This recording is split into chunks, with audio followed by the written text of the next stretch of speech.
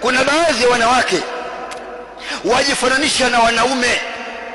Ukitazama mfano wake kama katika mambo ya mavazi, unamkuta mwanamke kavaa jinzi na juu kavaa blauzi, kichwa kiko wazi na mkoba wake anakuambia fantastic, kaajiliwa kila mwezi 200 inaingia, sio? Na huyu Muislamu uvaaji huo ufai. Hii ni moja kunjia kwenda motoni. Leo wanawake wangapi wanavaa hivyo? Na ukute mke wako tunavaa hivyo.